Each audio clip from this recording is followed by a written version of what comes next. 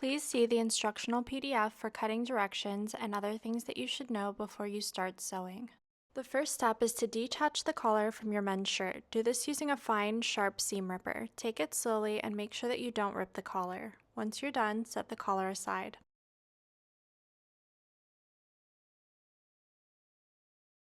Next, attach the interfacing to the center back closure shell piece. If you are using fusible interfacing like I am here, cut 1/2 inch off of each of the long sides and 1/4 inch off of the short sides of the interfacing. Then press the interfacing to the wrong side of the back closure pieces. If you're using sew-in interfacing, pre-stitch it to the wrong side of your back closure pieces using a 3/8 inch seam allowance, and then trim the interfacing seam allowance down to 1/4 inch. If you're using an underlining, pre-stitch all shell pieces to their corresponding underlining pieces with a 3/8 inch seam allowance. Make sure that you're stitching the underlining to the wrong side of the shell fabric. All of the shell pieces that should be underlined if you are using an underlining are listed on the screen.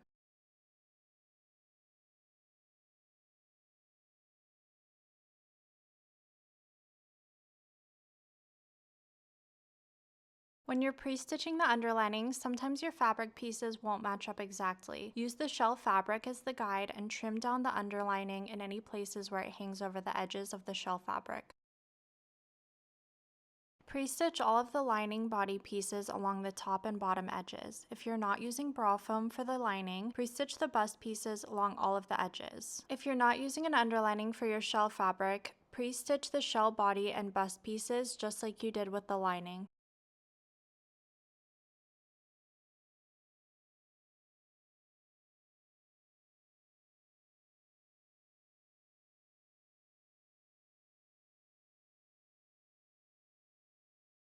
Stitch together the shell bust cup side pieces to the shell bust center piece with a 1/2 inch seam allowance matching the 2 notches.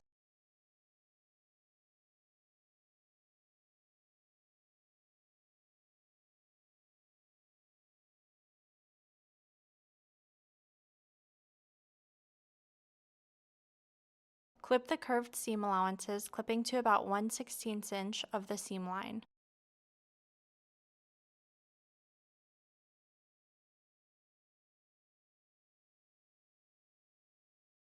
Then trim off the underlining seam allowance on both sides to reduce the bulk.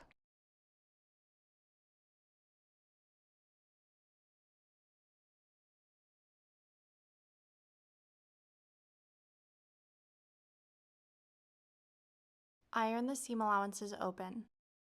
If you're using a lining fabric instead of bra foam for the bust, sew it together the way that you did with the shell bust, and then press it open. If you're using bra foam, zigzag stitch together the side bust and the center bust pieces.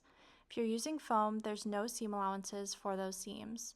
The side of the side bust that should be sewn to the center bust will have no notches. Then take your 1/2 inch or 3/8 inch ribbon and stitch it on top of the seams that you just sewed. Edge stitch both sides of the ribbon so that they cover the zigzag stitch. Repeat on the other side.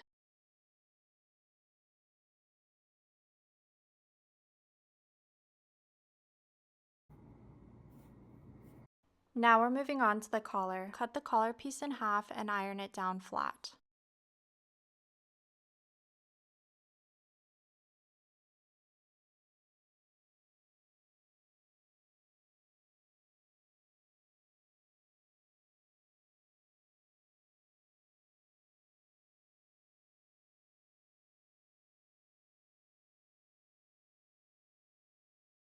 Pin the collar to the top of the bust seam. The wide side of the collar should be towards the middle.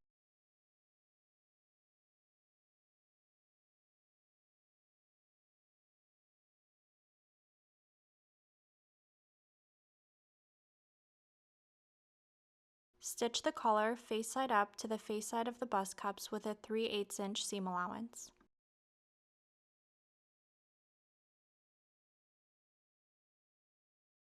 Edge stitch down the button placket on the center front body so that it doesn't gape open when it's worn. Next, you're going to stitch together all of the shell body pieces. It's easy to tell the top and bottom of each piece apart because the tops of each piece have a notch. Start by stitching the center front piece to the side front, face sides together with a 3/4 inch seam allowance. making sure to back tack at the beginning and the end. Now stitch the side to the side front with a 3/4 inch seam allowance.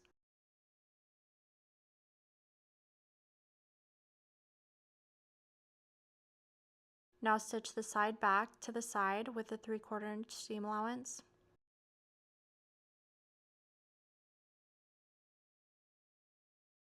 Stitch the center back to the side back with a 3/4 inch seam allowance.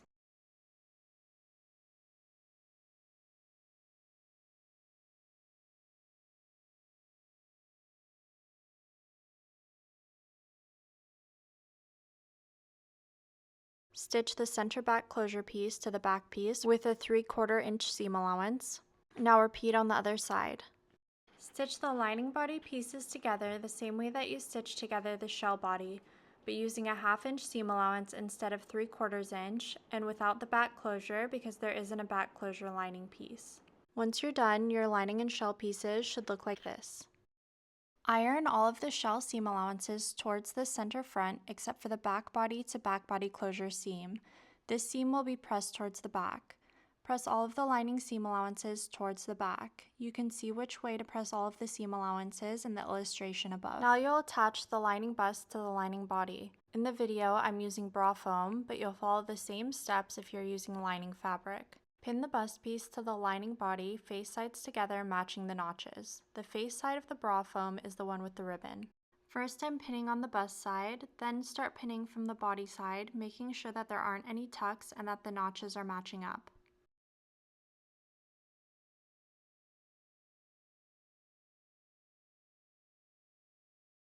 Sew together with a 1/2 inch seam allowance. It's easiest to sew with the body piece on top and the bust piece on the bottom. It also helps to place your hand between the two pieces to make sure that you aren't getting any fabric tucks underneath. This seam is generally more challenging to sew when you're using bra foam, so be patient and use lots of pins. If you're using bra foam, trim the foam seam allowance down to 1/16 inch from the stitch line. If you're using lining fabric, iron the seams up towards the top and in towards the center like in the photo. On the shell body, stitch all vertical seam allowance except for the back body to back body closure seam down 3/8 inches away from the seams in the direction that you pressed them down earlier. This will create the tunnels for the boning to go in. Keep stitch lines as even as possible and try to avoid drag lines while stitching. This may take several tries.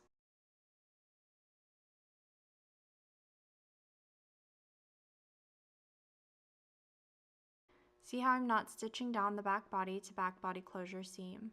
Now repeat the same thing on the other side.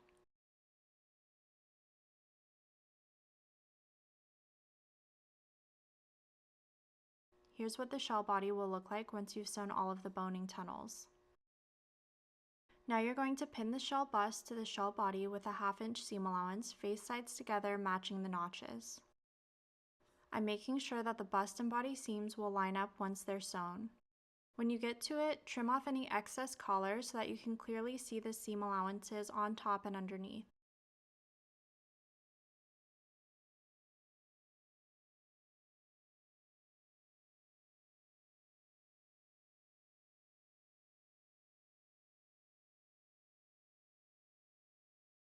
Sew with the body layer on top and the bust layer on the bottom, placing your hand between the fabric to make sure that you're not getting any tucks on the bottom.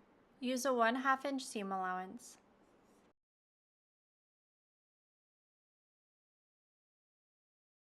When it got to the center, the fabric was getting misaligned, so I flipped the garment.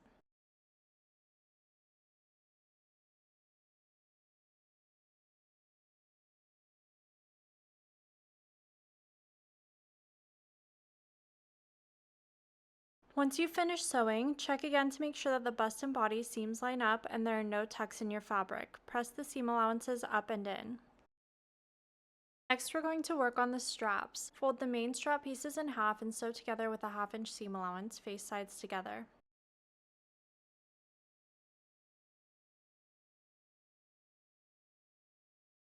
When sewing straps, I find it easier to sew the straps with a folded edge towards the inside of the sewing machine and measuring 3/8 of an inch, which is the folded strap width, from the fold instead of measuring 1/2 inch from the raw edge.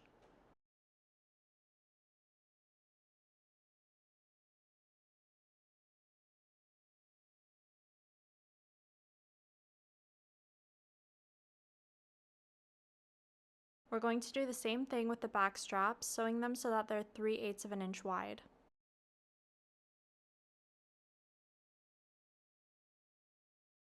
Trim all of the strap seam allowances to about 1/4 of an inch wide.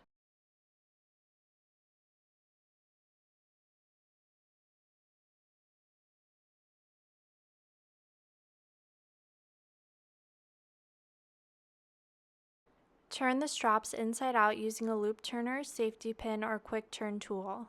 Iron the straps flat so that the seams are not visible from the face side.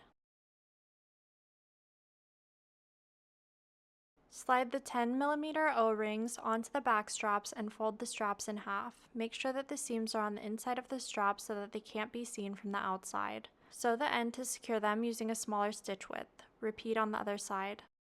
Pin the straps to the side bust notches. Make sure that the side of the straps where the seam is visible is facing up. Using a small stitch length, stitch the straps to the bust with a 3/8 inch seam allowance. Now we're going to do the back straps. Pin the straps to the side of the notch closest to the center on the center back. Stitch down with a 3/8 inch seam allowance. Now repeat on the other side.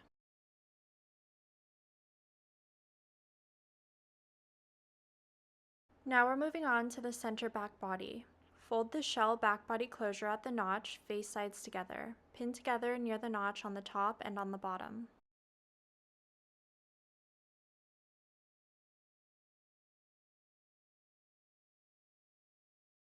Fold the edge 5/8 of an inch in, wrong sides together, and pin on the top and the bottom.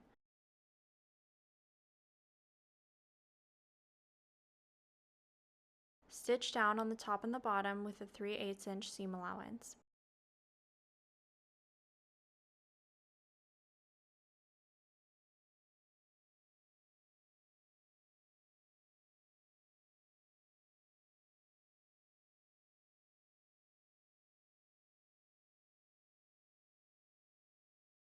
It should look like this when you're finished. Repeat on the other side. Pin together the shell and lining at the top edge, face sides together, matching the notches and seam lines. The straps will stay between the lining and the shell fabric.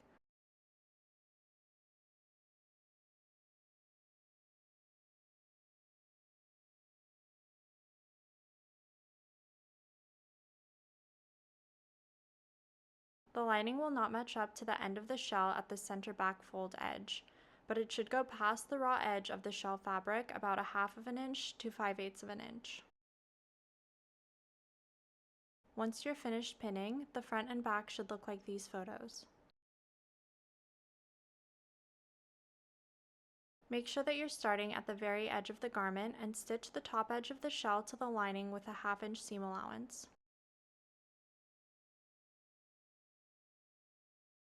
At this point, my fabric pieces weren't aligning correctly, so I flipped my garment and started stitching from the other end.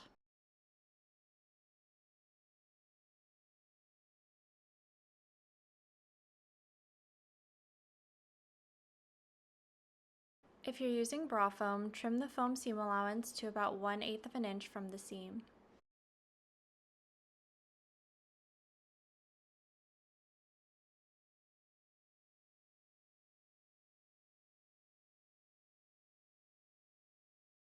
Lay the corset flat, face side out, and push the seam allowances towards the lining. Understitch the lining 1/16 of an inch away from the seam that you just sewed. You'll be sewing over the lining and seam allowances.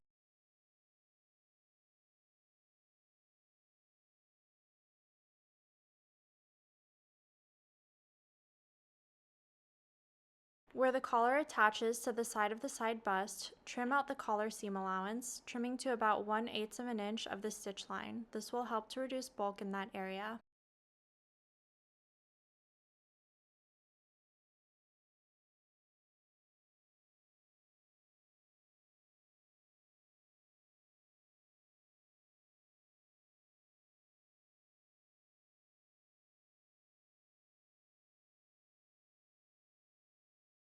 Iron down the seam that you just sewed, making sure that the lining is not visible from the shell side.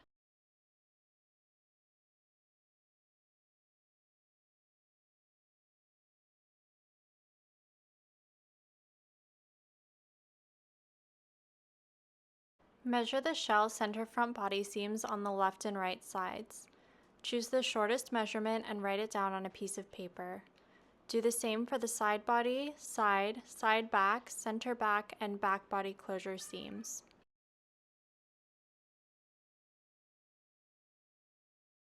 For all of the measurements that you made, subtract 7/8 of an inch. 1/2 of an inch will be for the seam allowance and 3/8 of an inch is for the ease. This will be the length of your boning. The boning for the center back and back body closure seams must be ridgeline, even if you're using steel boning for the rest of your seams. Now cut your boning to the measurements that you calculated earlier. You should have 12 bones when you're finished. If you're using steel boning, you'll have 8 steel bones and 4 ridgeline bones.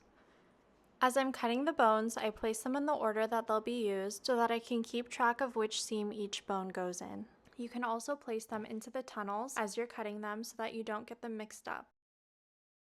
Use a file or a lighter to smooth each end of the ridgeline boning. Do this for all of the boning pieces. If you're using steel boning, cap each bone.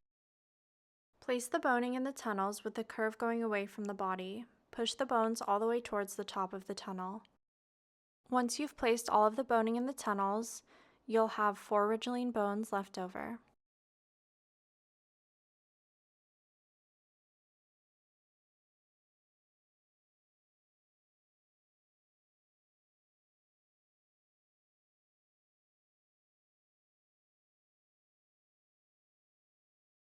Flip the shell to the lining side so that the right sides are together. Match up and pin the shell and lining together at the bottom edge.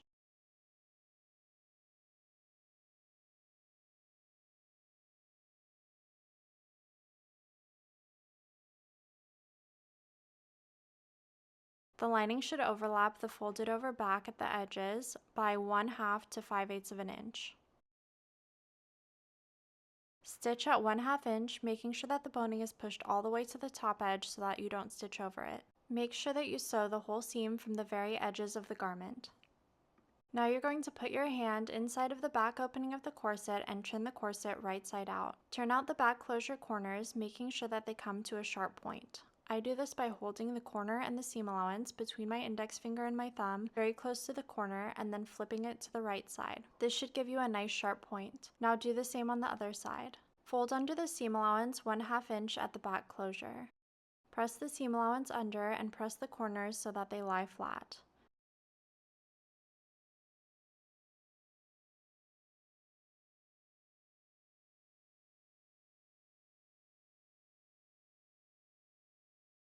Place a remaining piece of boning into the back closure pocket and push the boning all the way to the edge.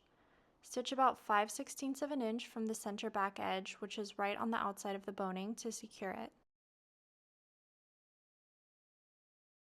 Then make another line of stitching 1/2 inch from the last stitch line, making sure that the fabric underneath is lying flat.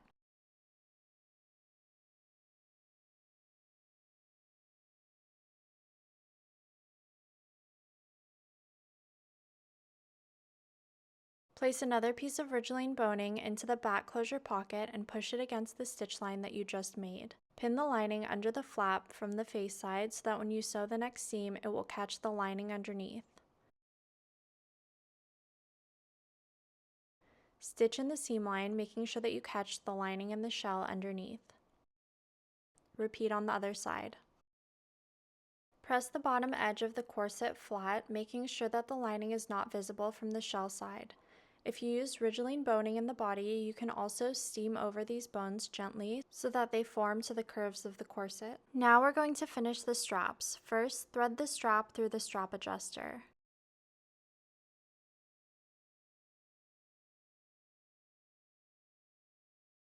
Next, put the end of the strap through the loop on the back strap. Make sure that it's not twisted. Now, put the strap back through the strap adjuster starting at the top. It's going to go through here. I'm using a large needle to help me push it through.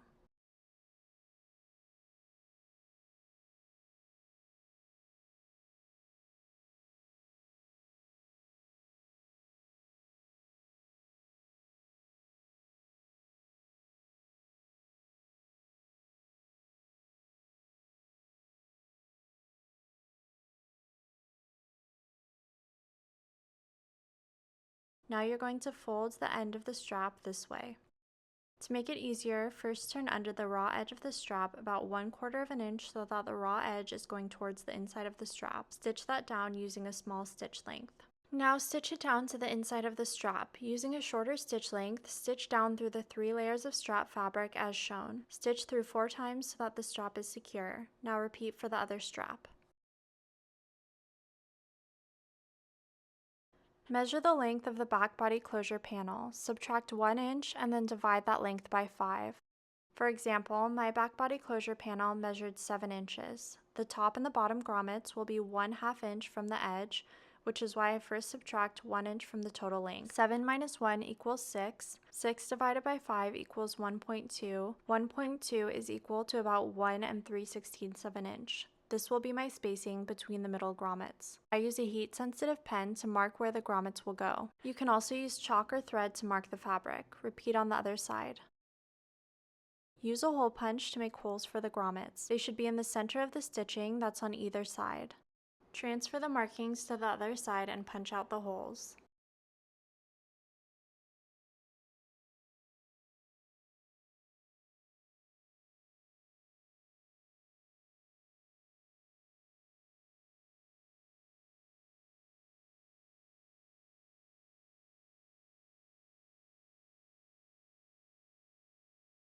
Insert grommets and set with a grommet setter. Repeat on the other side.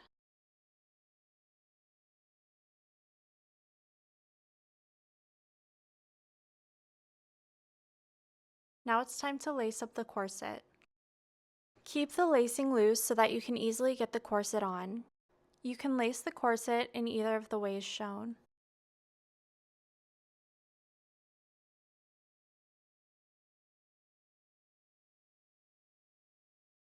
Now you're finished. I hope you love this corset. If you have any questions, send an email to support@annieando.com. And please share your photos. We love to see what you've made.